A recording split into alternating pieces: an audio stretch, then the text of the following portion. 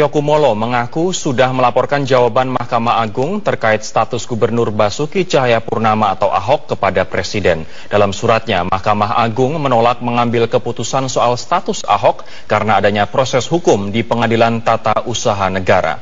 Surat rekomendasi Mahkamah Agung tersebut sudah diterima oleh Menteri Dalam Negeri sejak tanggal 19 Januari 2017. Cahyokumolo mengaku sudah 2 kali melaporkan perkembangan jawaban Mahkamah Agung kepada Presiden serta memberikan sejumlah saran kepada Presiden terkait status Ahok. Salah satunya adalah menunggu tuntutan dari Jaksa Penuntut Umum terkait kasus dugaan penodaan agama dengan status Ahok sebagai terdakwa. Apabila jaksa menjatuhi ancaman pidana 4 tahun penjara sesuai pasal 156 KUHP, maka Ahok tidak akan dinonaktifkan. Namun apabila jaksa menggunakan pasal 156A KUHP dengan ancaman hukuman pidana maksimal 5 tahun, maka Presiden bisa langsung menonaktifkan Ahok dari jabatan Gubernur Jakarta.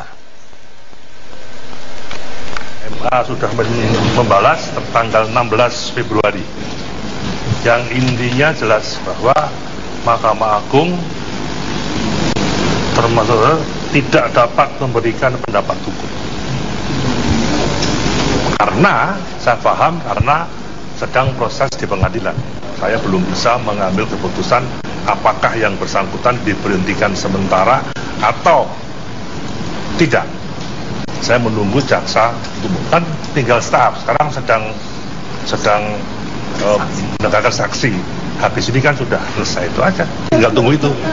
Mahkamah Indonesia menyatakan tidak dapat memberikan fatwa soal pengaktifan kembali terdakwa Basuki Cahayapurnama sebagai Gubernur DKI Jakarta. Fatwa MA ini dinantikan terkait adanya usulan hak angket DPR dan aksi boikot di DPRD DKI Jakarta terhadap Ahok. Mahkamah Agung telah menjawab permintaan fatwa oleh Kementerian Dalam Negeri perihal aktif kembalinya Gubernur DKI Jakarta Basuki Cahayapurnama. Hasilnya, MA tidak dapat memberikan fatwa karena gugatan atas perkara yang sama telah ada di PT UN. Selain itu, fatwa MA dikhawatirkan berpengaruh pada independensi hakim. Mahkamah Agung kan harus meneliti sedemikian detail ya. Mahkamah Agung memegang prinsip bahwa kalau suatu pertanyaan, suatu minta petunjuk yang materi dari petunjuk itu ada keterlibatan dalam satu perkara, maka Mahkamah Agung mencegah diri untuk mengeluarkan pendapat tentang hal itu. Terkait ancaman boikot DPRD terhadap Gubernur DKI Jakarta, Ketua Fraksi Partai Nasdem menyatakan belum berpengaruh pada agenda DPRD DKI Jakarta. Aksi boikot fraksi Partai Gerindra, P3, PKB, dan PKS dilakukan untuk menuntut kejelasan status Basuki Cahayapurnama yang kembali menjadi gubernur meski berstatus sebagai terdakwa. Mogok itu sendiri menjadi aneh bagi kami. Kenapa timbulnya hari ini gitu? Kalau masalah Pak Ahok menjadi gubernur itu atau bertugas kembali menjadi gubernur, lah itu kan bukan urusan administrasi yang harus diselesaikan oleh DPRD DKI. Di tingkat nasional, dengan dimotori Partai Demokrat, hak angket aktifnya Ahok juga telah diajukan ke pimpinan DPR. Tim Liputan Metro TV. 1-2 berlangsung di depan gedung DPR MPR Jakarta. Selain berorasi, sejumlah perwakilan peserta aksi juga sempat diterima oleh Komisi Hukum DPR. Masa 212 diwakili Sekjen FUI Muhammad Al-Khattab bertemu dengan sejumlah pimpinan dan anggota Komisi 3 DPR RI seperti Bambang Susatyo serta Trimedia Panjaitan. Mereka meminta DPR mendesak Mendagri menonaktifkan Gubernur DKI Jakarta Basuki Cahayapurnama. Sementara aksi massa berlangsung sejak pagi di depan gedung DPR MPR di Jakarta. Setelah perwakilan massa ditemui Komisi Hukum DPR, massa membubarkan diri sekitar pukul 14 waktu Indonesia Barat.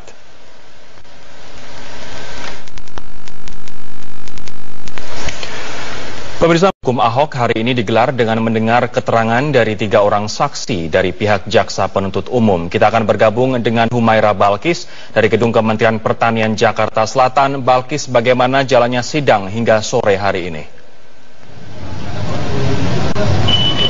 Sidang ke-11 untuk perkara dugaan penodaan agama yang dilakukan oleh Gubernur DKI Jakarta, Basuki Cahayapurnama hingga sore ini masih berlangsung. Sidang tadi sempat ditutup untuk sementara waktu selama 1 jam, sejak pukul 16 waktu Indonesia Barat hingga pukul 17 waktu Indonesia Barat tadi untuk istirahat. Agenda yang sedang berlangsung dari dalam ruang sidang saat ini adalah mendengarkan keterangan dari ahli ketiga yang dihadirkan oleh Jaksa Penuntut Umum, yaitu Muzakir, yang merupakan ahli hukum pidana dari Universitas Islam Indonesia Yogyakarta. Sebelumnya, majelis hakim mendengarkan keterangan dari 2 orang ahli agama Islam yang juga dihadirkan oleh Jaksa Penuntut Umum. Mereka adalah Yunahar Ilyas dari Muhammadiyah yang juga pengurus dari Majelis Ulama Indonesia, serta ahli agama dari pengurus besar Nahdlatul Ulama Miftahul Akhyar. Sedianya ada 4 orang ahli yang diagendakan memberikan keterangan dalam sidang ke-11 hari ini, namun ahli yang hadir hanya 3 orang, sedangkan salah satunya yaitu Abdul Khoir Ramadan, ahli hukum pidana dari Majelis Ulama Indonesia, tidak dapat hadir karena sakit. Rory. Balkis, dari 3 ahli yang dihadirkan, keterangan apa yang didalami oleh majelis hakim?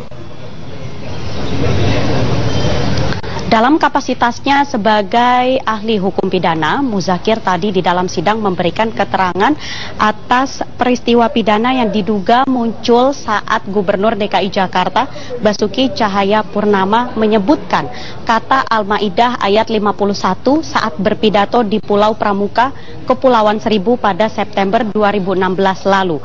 Dalam sidang, Muzakir diminta keterangannya untuk memberikan definisi dari penodaan dan juga penistaan.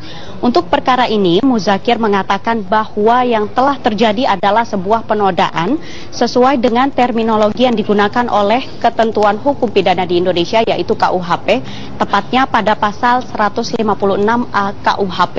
Muzakir mengatakan pidato Ahok di Kepulauan Seribu pada September 2016 lalu yang menyebutkan kata Al-Maidah ayat 51 telah memenuhi unsur sengaja untuk bermaksud melakukan penodaan agama, karena saat itu Ahok menyampaikan pidatonya di muka umum kepada warga Kepulauan Seribu yang sepatutnya diketahui mayoritas beragama Islam. Rory. Terima kasih Umaira. Balkis melaporkan langsung dari tempat digelarnya sidang kasus Ahok di Jakarta Selatan. Bagaimana kesiapan kuasa hukum kali ini untuk sidang ke-11 Ahok? Ya Yohana, saat ini kami bersama dengan rombongan tim kuasa hukum Basuki Cahayapurnama dalam perjalanan menuju ke gedung Kementerian Pertanian lokasi digelarnya sidang kasus hukum Basuki Cahayapurnama. Hari ini Pengadilan Negeri Jakarta Utara akan kembali menggelar sidang kasus hukum Gubernur nonaktif DKI Jakarta Basuki Cahayapurnama. Agenda sidang ke-11 hari ini adalah mendengarkan keterangan ahli yang dihadirkan oleh Jaksa Penuntut Umum. Ada 4 ahli yang akan dihadirkan, 2 ahli pidana dan juga 2 ahli agama. Lalu bagaimana kesiapan tim kuasa hukum Basuki Cahayapurnama atau Ahok? Saat ini kami sudah bersama dengan Hamri Jemat, salah satu tim kuasa hukum Basuki Cahayapurnama. Pak Hamri, bagaimana nih Pak kesiapan tim kuasa hukum untuk menghadapi sidang ke-11 Ahok? Ya, seperti sidang-sidang sebelumnya, tim kuasa hukum ini sangat mempersiapkan diri. Ya, boleh dibilang kita sudah memang mempersiapkan pertanyaan-pertanyaan yang akan kita ajukan dan juga sikap kita berkaitan dengan 2 orang ahli agama dan 2 orang ahli pidana. Nanti keterangan apa yang ingin tim kuasa hukum gali dari 4 ahli, yaitu ahli pidana dan juga 2 ahli bahasa, Pak Hamri? Ya, kalau ahli agama, ya tentu kita akan mempertanyakan berkaitan dengan katakanlah apa yang menjadi katakanlah pendapat dan sikap keagamaan MUI, dan kemudian juga tentu yang berkaitan dengan tafsiran daripada Al-Maidah tersebut. Apakah ini monotafsir atau multitafsir begitu, ya? Nah, nanti akan ada ahli yang dihadirkan dari MUI. Nah, pada sidang-sidang sebelumnya tim kuasa hukum menolak ahli yang dihadirkan dari MUI. Lalu bagaimana sikap tim kuasa hukum terhadap ahli MUI yang juga nanti akan dihadirkan, Pak Hamri? Jadi begini, sebelumnya memang sudah oleh jaksa diajukan ahli agama dari MUI. dan itu memang kita tolak. Kenapa kita tolak? Karena memang ada masalah yang bisa dipertanggungjawabkan. Ya, adalah masalah mengenai sebagai ahli kan dia harus objektif dan juga bersifat independen, ya, netral lah begitu ya, berdasarkan keahliannya. Nah, kalau dia dari MUI, masalahnya adalah dia mengeluarkan produk menjadi bagian daripada mengeluarkan pendapat dan sikap keagamaan, tapi sekarang dia muncul di pengadilan sebagai ahli. Jadi dia menilai apa yang dia buat sendiri. Nah, menurut hemat kita sebagai penasihat hukum, ini menimbulkan konflik of interest, ya. Objektivitasnya akan sangat sulit sekali. Oleh karena itulah kita menolak. Nah, kalau nanti pun dalam sidang ini ada ahli agama, ya, yaitu Profesor Ilyas, ya, Yunahar Ilyas, itu, dan juga satu lagi dari ahli pidana, ya, yaitu Abdul Khair Ramadan, yang juga merupakan anggota Komisi Hukum dan Perundangan MUI. Ini pun juga, ya, kita melihat, ya, akan ada kesulitan untuk kita terima. Ya, kita juga harus menunjukkan sikap konsistensi kita. Ya, harus konsisten lah, ya. Nah. Oke. Netralitas, independensi atau objektivitas seperti apa yang sebenarnya ditanyakan oleh atau dipertanyakan oleh tim kuasa hukum, Pak Hamfrey? Oh, penting ini objektivitas dari seorang ahli. Ya. Karena kalau dia mau menjelaskan, ya, berkaitan dengan katakanlah pendapat dan sikap keagamaan yang dikeluarkan oleh MUI, ya.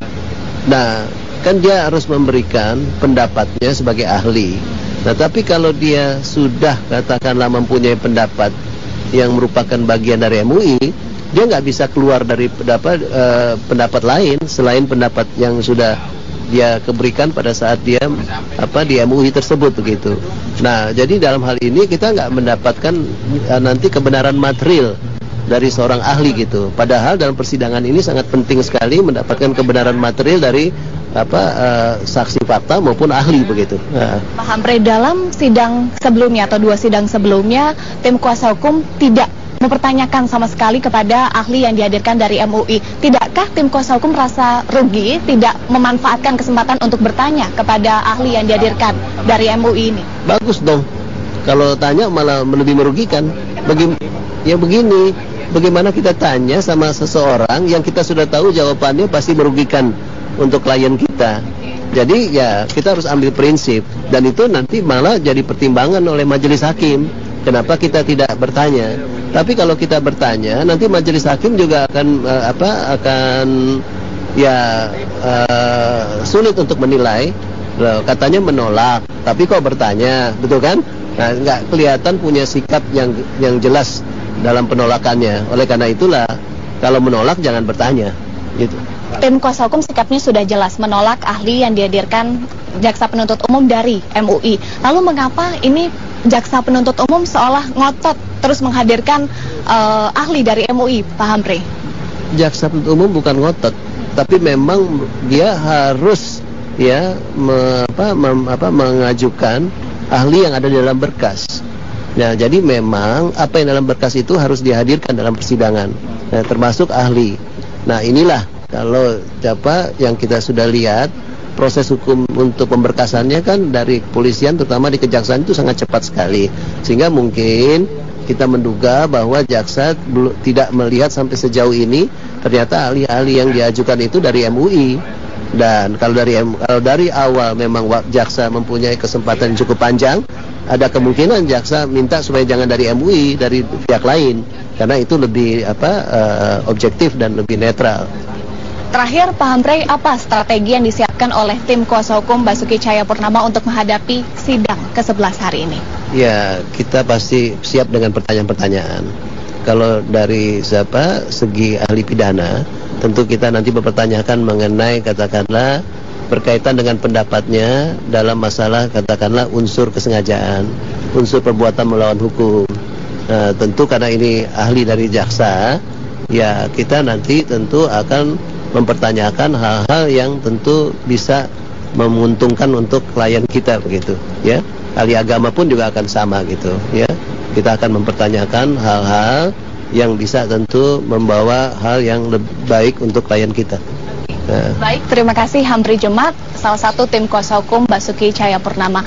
Yohana, baru saja kami ini tiba di gedung Kementerian Pertanian, lokasi digelarnya sidang kasus hukum Basuki Cahayapurnama. Tentu kita masih akan nantikan atau simak bersama bagaimana dinamika yang akan terjadi pada sidang ke-11 kasus hukum Gubernur nonaktif DKI Jakarta Basuki Cahayapurnama yang rencananya akan digelar pukul 9 pagi waktu Indonesia Barat. Yohana, kembali ke Anda di studio. Ya, baik. Terima kasih Eva Wondo. Nanti kita akan update kembali. Kami rala tadi Gubernur aktif ya, Basuki Cahayapurnama sudah aktif kali ini menjadi Gubernur DKI Jakarta, dan kita akan update lagi nanti dari Eva Wondo dan juga rekan-rekan lain di gedung Kementerian Pertanian Jakarta Selatan. Dan pemirsa, sebelum